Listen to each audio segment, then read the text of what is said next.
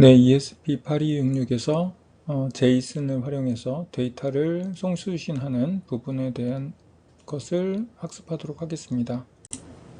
네, 제이슨이 무엇인지, 자바스크립트의 객체 표기에 사용하는 방법, 그리고 제이슨의 데이터를 직렬 통신을 사용해서 전송하기 위한 회로 구성, 그리고 제이슨을 통해서 데이터를 전송하는 방법에 대해서 이해를 하도록 하겠습니다.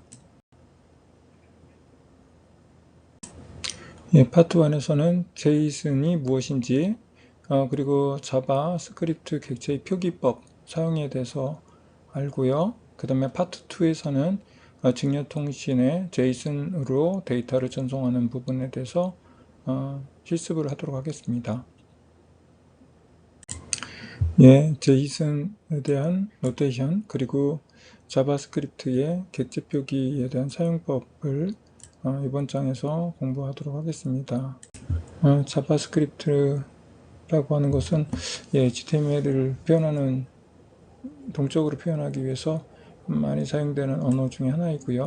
이 안에서 사용되는 데이터에 대한 것을 조금 더 잘 표현하기 위해서 오브젝트 노테이션이라고 하는 형태로 표기법을 만들었습니다. 이 데이터 표기법은 데이터를 저장하거나 전송할 때 조금 더 효율적으로 경량화해서 만든 데이터 교환 형식이다 라고 보시면 될 것 같습니다. 그리고 이 제이슨은 이제 아주 간결하게 만들었기 때문에 기계 또는 사람이 이해하기 쉽게끔 그 내용이 아주 쉽게 파악이 될 수 있게끔 만들어져 있다. 그리고 용량이 작게 설계되어져 있고요.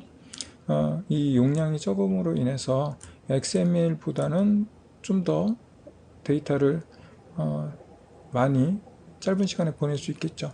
그래서 사용이 늘고 있는 상태입니다. 그리고 이제 이런 데이터의 형식이기 때문에 여기 데이터 포맷, 데이터 형식일 뿐이기 때문에 어떤 통신 방식도 프로그램도 아닌 단순한 데이터를 표현하는 방법이다 라고 하는 것을 잘 기억해 두고 사용을 하시면 될 것 같습니다. 네, 제이슨의 특징은 서버하고 클라이언트 간에 송수신할 때 많이 사용이 되는 데이터 형태이고요. 자바스크립트를 이용해서 제이슨 형식의 문서를 쉽게 자바스크립트 객체로 변환할 수 있는 이점이 있습니다.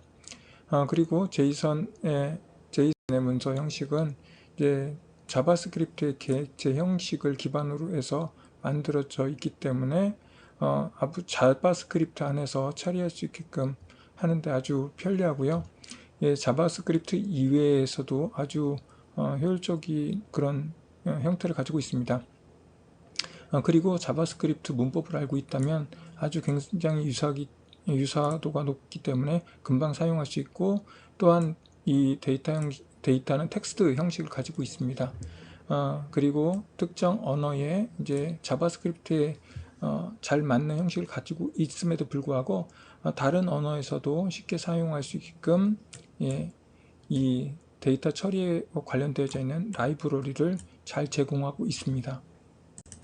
네, 제이슨 형식을 살펴보면 이제 자바스크립트의 객체와 마찬가지로 얘가 키하고 밸류의 쌍으로 이제 존재하는 것을 볼 수가 있고요. 키값과 문자열은 항상 큰 따옴표를 이용해서 표기를 하고 있습니다. 그리고 객체와 배열의 표기에 대한 것을 사용할 수 있고, 이 안에 이런 다양한 형태의 자료형을 쓸 수 있습니다. 네, 제이슨은 기본적인 자료 형태가 키 밸류를 취하고 있고, 키는 해당하는 값을 밸류를 꺼내오기 위해서 사용되는 이제 검색 용어라고 보시면 좋을 것 같습니다. 그리고 키하고 밸류 사이에는 콜론을 가지고 사용을 하고 있습니다.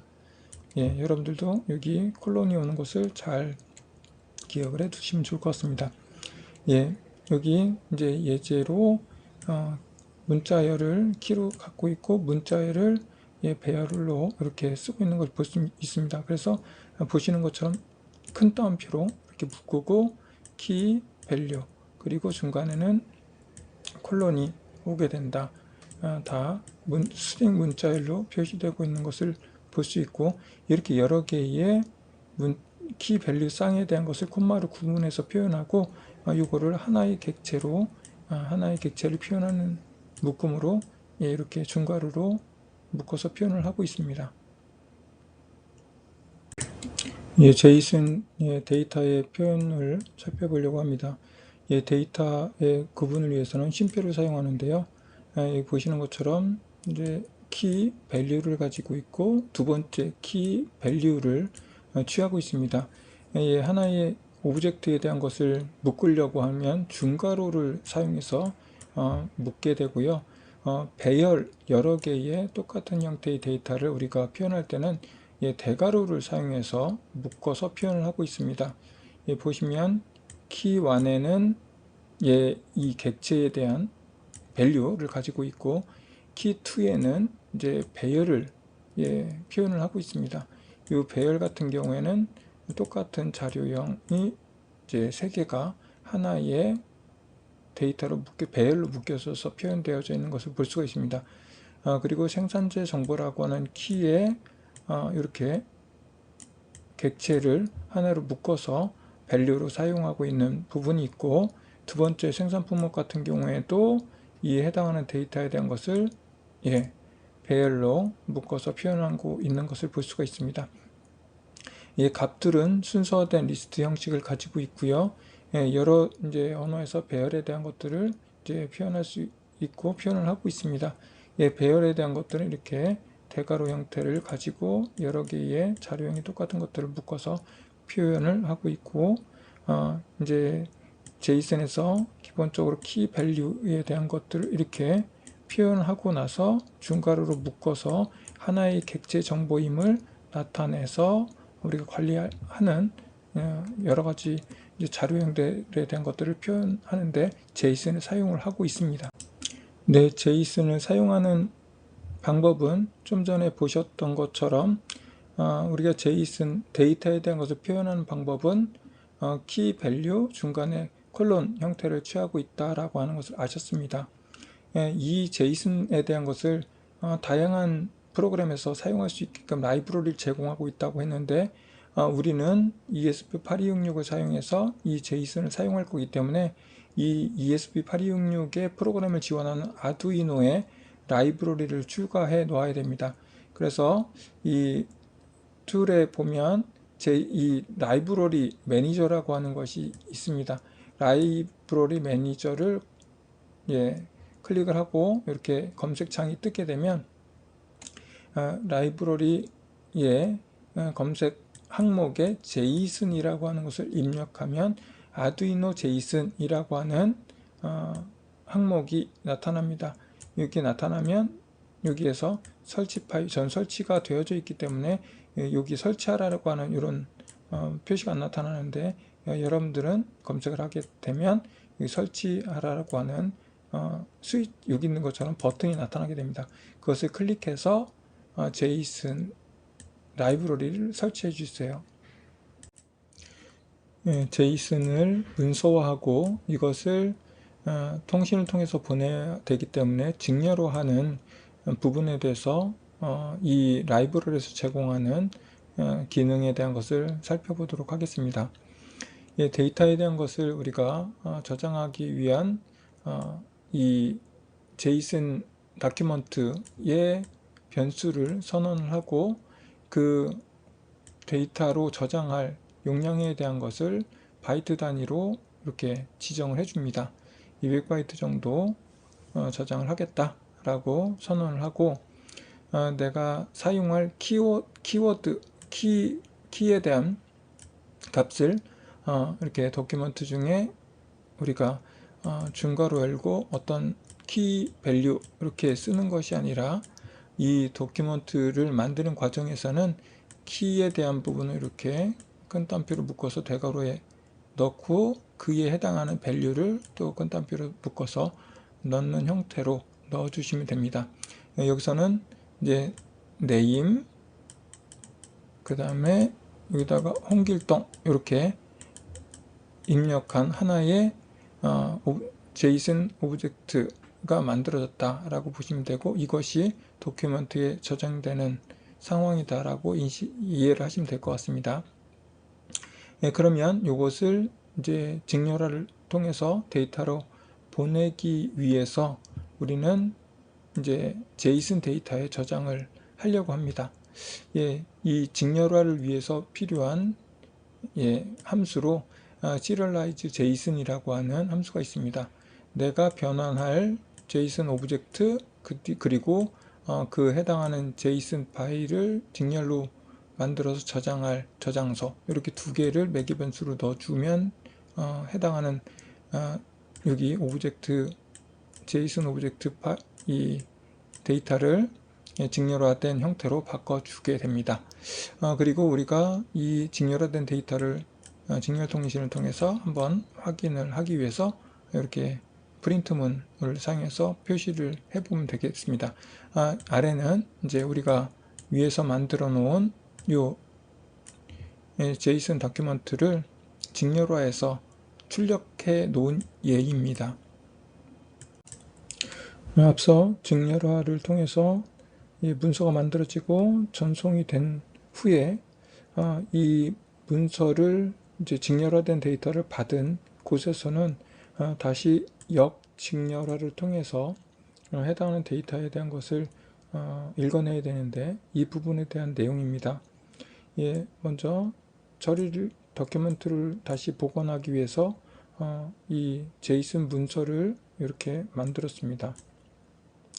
그리고 JSON에 대한 것을 이렇게 전송되어 온 직렬화돼서 들어온 데이터가 JSON이라고 하는 데이터 변수에 저장이 되어져 있고요. 이 데이터에 대한 것을 다시 도큐멘트로 복원을 하게 되면 도큐멘트에 아까 썼던 내용처럼 이 해당하는 키에 대한 값만 읽어보면 해당되는 요 키에 대한 매칭되는 밸류를 가져오게 됩니다. 그래서 temp underbar name이라고 하는 데는 이 키 값에 해당되는 밸류가 와서 출력되게 되는 겁니다. 그래서 해당하는 값이 홍길동이라고 출력이 됩니다. 와이파이라고 하는 키를 가지고 있고, 그리고 JSON 오브젝트를 이제 밸류로 갖는 이런 데이터에 대한 표현을 해보도록 하겠습니다. 데이터를 저장하기 위한 다큐멘트를 이제 1024바이트를 저장할 수 있는 공간을 만들고요. 그리고 이 도큐멘트 내에 키 밸류를 와이파이로 갖는 JSON 오브젝트를 만들었습니다.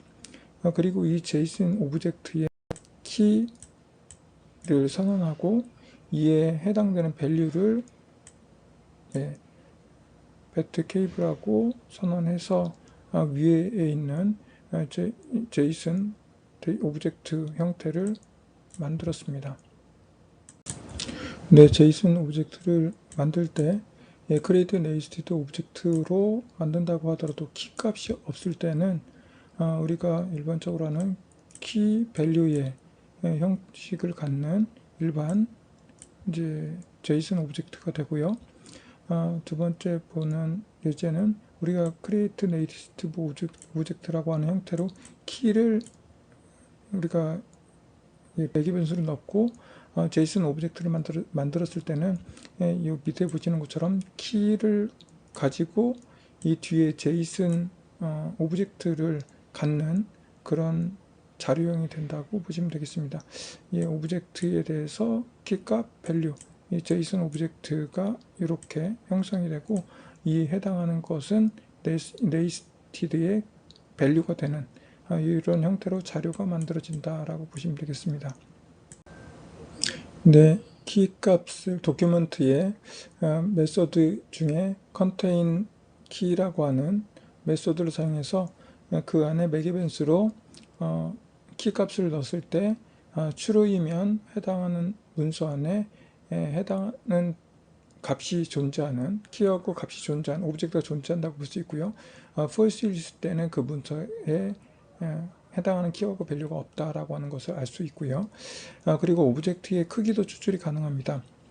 보시는 것처럼 3개의 값을 가지고 있는 오브젝트 3개가 있다라고 되어져 있는데, 이것을 우리가 이렇게 도큐멘트 안에 있는 사이즈라고 하는 메소드를 사용해서 결과를 확인해 보면 3이라고 하는 것을 알 수가 있습니다. 3개의 오브젝트가 있음을 확인할 수 있습니다. 파트 2에서는 제이슨에 대한 데이터를 전송하는 부분에 대해서 실습을 하도록 하겠습니다. 회로 구성은 제이슨 데이터를 번역받기 위해서 2개의 ESP8266을 사용을 했고요. 데이터를 이렇게 번역을 받을 선을 크로스로 연결한 상태입니다. 그리고 한쪽에서는 데이터에 보내온 것을 또 PC로 확인하기 위해서 이제 PC의 직렬 통신으로 연결한 상태입니다. 먼저 2개의 이렇게 ESP8266이 연결되어 있기 때문에 이 연결에 대한 부분을 확인하기 위해서 송신부에서 계속해서 1초마다 시리얼 테스트라고 하는 것을 보내기 위해서 소프트웨어 시리얼로 12번, 13번을 연결하고 통신 속도를 125,200으로 설정을 했습니다. 여기는 수신부이고요. PC하고 연결되어져 있기 때문에 한쪽에서 송신하고 한쪽에서 받아들이는, 여기 PC하고 이렇게 연결이 되어져 있는 상태입니다. 그래서 여기서는 직렬 통신으로 소프트웨어 시리얼로 연결을 하고요. 그리고 여기서는 기본 시리얼을 사용을 했습니다. 그래서 하나는 소프트웨어 시리얼 마이 시리얼이라고 하는 것을 사용했고, 하나는 기본 시리얼을 사용해서 2개의 통신 속도를 똑같이 115,200으로 설정을 했고요. 이 마이 시리얼에서 들어오는 데이터가 있다면 그 데이터를 읽어서 PC로 라이팅을 하고 있습니다. 그래서 이쪽 송신단에서 오는 시리얼 테스트라고 하는 텍스트를 받아서 그것을 다시 또 PC로 전송하는 기본적인 통신 테스트 프로그램을 연결하기는 프로그램을 작성을 했습니다. 제이슨 데이터에 대한 것을 보내기 위해서 송신단에서는 이렇게 만든 데이터를 송신을 하려고 합니다. 그래서 직렬 통신에 대한 것을 소프트웨어 시리얼 1이라고 선언을 해서 선언을 했고요. 그리고 소프트웨어 시리얼의 통신 속도 설정을 했고, 그리고 데이터에 대한 것을 보내기 위해서 랜덤 수를 만들고, 그 키값에 대한 것을 타임 스탬프와 밸류, 이렇게 2개의 변수를 도큐먼트로 만들어서 전송을 하고 있습니다. 타임 스탬프, 그 다음에 밸류, 이렇게 2개의 값을 저장하도록 도큐먼트를 만들었고, 이것을 시리얼 제이슨이라고 하는 형태로 이렇게 여기 소프트웨어 시리얼에 바로 직렬로 전송하는 그런 구문을 만들었습니다. 수신부는 아까 말씀드린 것처럼 PC로 보낼 것과 지금 현재 송신되어 오는 것을 수신하기 위한 소프트웨어 시리얼 2개를 선언했습니다. 그리고 소프트웨어 시리얼로 데이터가 오면 그 데이터에 대한 것을 다시 역직렬화를 하기 위해서 이렇게 내가 지금 다시 도큐먼트로 복원하기 위해서 도큐먼트 변수를 넣어서 선언을 했습니다. 이렇게 타임 스탬프에 대한 데이터, 그리고 이제 도큐먼트에 타임 스탬프와 밸류 2개가 전달되어 오기 때문에 이 녀석을 하나는 동형, 하나는 인트형으로 해서 출력이 되도록 이렇게 완성을 했습니다. 그래서 다 시리얼로 보내기 때문에 PC에서 타임 스탬프하고 밸류의 값을 확인하면 제대로 잘 전송이 되는지를 확인할 수 있습니다. 제이슨을 사용해서 LED를 온오프하는 부분을 해보려고 합니다. 앞에서 이미 우리가 GPIO 이 번호에 대한 것들을 사용해 봤고 데이터도 보내 봤습니다. 그런데 여기서는 이제 이와 같은 형태를 우리가 JSON 오브젝트로 보내서 이 중에 키 A를 확인하고 그 값이 오프이면 LED를 계속 토글하는 프로그램을 작성해야 됩니다. 네, 에러에서 보면 우리가 소프트웨어 시리얼로 우리가 송신하는 부분에서 계속해서 A의 오프라고 하는 두 개의 메시지를 계속 시리얼로 전송하기 위해서 소프트웨어 시리얼 115,200 설정했고요.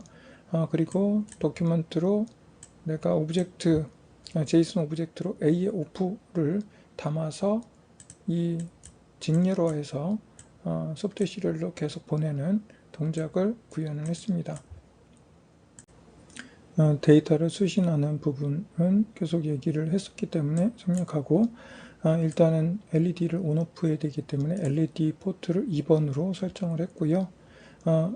GPIO 2번이고 시리얼로 오는 데이터를 다시 역직렬화를 하는 동작을 이렇게 메소드를 통해서 하게 되고 이렇게 들어오는 거죠. 직렬화를 통해서 들어온 데이터를 도큐멘트로 옮기는 작업을 역직렬을 하고 이제 이 안에 JSON 오브젝트가 있기 때문에 도큐멘트 A라고 하면 그 데이터가 오프로 이렇게 저장이 되는 거죠. 그 템프의 값이 오프이면 이 LED의 플래그를 계속 반대로 토글 시키도록 이렇게 했고요. 그 값이 디지털 라이트로 출력이 되도록 했습니다. 이렇게 하면 계속해서 전달되어 오는 이 오프 값의 LED가 토글이 되게 구현을 완료할 수 있습니다. 이 제이슨에 대한 오브젝트 표기법에 대해서 공부를 했고요. 그리고 제이슨을 사용하기 위한 라이브러리 설치 그리고 활용하는 방법에 대해서 공부를 했습니다. 그리고 제이슨 데이터에 대한 것들을 데이터로 직렬 통신을 하고 직렬화해서 전송하고 다시 역직렬화해서 확인하는 과정에 대한 것을 이제 전송 과정을 실습을 하면서 학습을 했습니다.